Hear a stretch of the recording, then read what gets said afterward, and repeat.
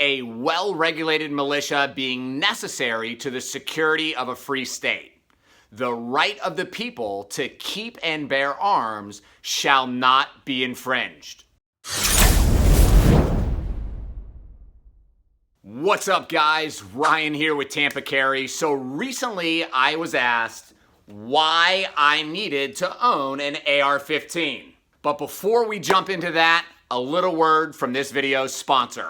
In 2019, we saw a damaging trade war with China. We saw an impeachment trial that was nonsense. We saw record-breaking stock markets, and yet the value of gold surged by 20%. If you guys aren't investing in gold, you are nuts. I probably shouldn't tell people this, but I do have a lot of gold. I have a lot because if things ever go crazy, gold typically always holds its value. And it's a precious metal that is always in very high demand. If you want to get some gold, you want to get it at an amazing price, check out Orion Metals. I'll include a link down below. And if you mention Tampa Carry, you will get a free 1 ounce silver coin for qualified retirement accounts. You can never have too much gold and silver, so click that link and make sure you pick it up. The other thing I love to collect is AR-15. So I had this lady in the class. She said, why do you need to own an AR-15? And I looked her right in the face and I said, ma'am, my glasses are crooked because I stepped on them the other day, waiting for new ones. So I said, ma'am, I don't need to own an AR-15. I need 12. And she was upset. She didn't really like that answer. But I thought it would be good for us to talk about. Now, in my new book, Florida Concealed Carry Law, Chapter 1, I actually dive pretty deep into the Second Amendment and what the Founding Fathers truly believed when they put the Second Amendment into the Bill of Rights. What I found really fascinating is why the framers chose to put the Second Amendment in. First, the founders believed that owning a firearm was useful in repelling invasions and insurrections. So that if we in our community, some, bad guys just start coming in and invading our communities, it was up to us to stop them. The second reason, the founders believed that citizens owning guns made a standing army unnecessary. Now, obviously, we've gotten away from that because we have a huge military. But the biggest reason, number 3, is the most important. And this is directly from the U.S. Supreme Court.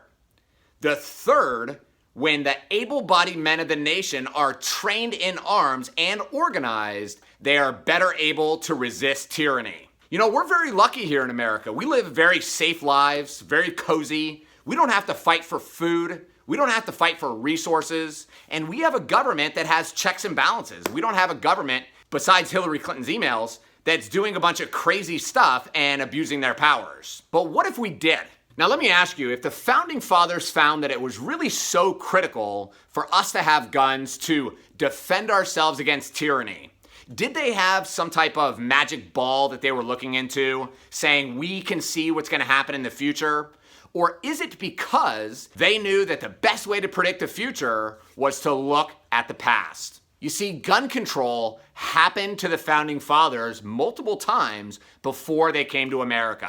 One of the early examples of gun control was in 1671, during the Restoration and the Glorious Revolution in Britain. Stuart Kings Charles II and James II succeeded in using select militias loyal to them to disarm the population and then impose their rule. In 1671, King James II used the Game Act to take firearms away from his Protestant opposition.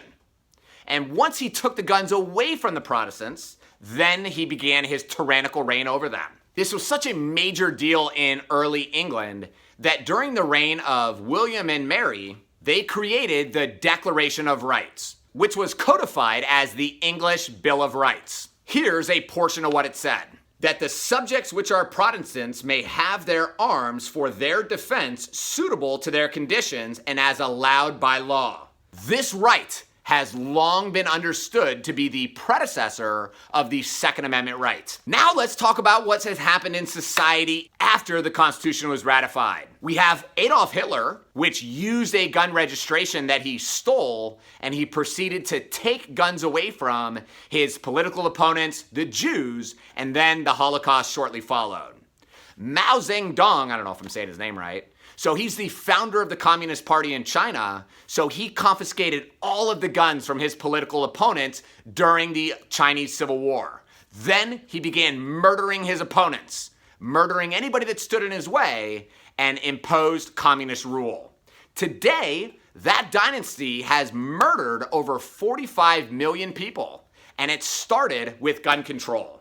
This exact same example can be shown with Joseph Stalin, Benito Mussolini, Fidel Castro, Hugo Chavez. It can also be seen in early America with the slaves. You see, the South, they didn't want the freed black slaves to be considered citizens, because if they were citizens, they would have a right to own guns. And the Dixiecrats, they didn't want the freed blacks to have guns. Frederick Douglass, who's a freed black abolitionist, was one of the great proponents, and he wrote in his journal that all freed men had to go get a gun so that they could protect themselves and their families from being recaptured and re-enslaved. So why do I need to own an AR-15?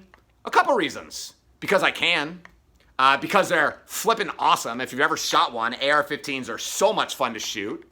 But the primary reason is because it is a weapon that is in common use at the time.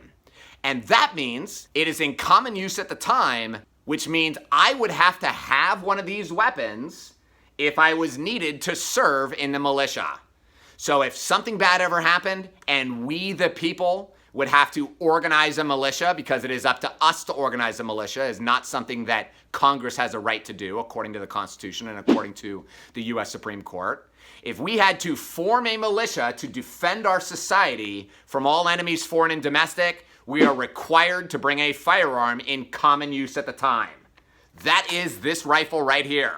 That's why I own an AR-15. Tell me why you own an AR-15.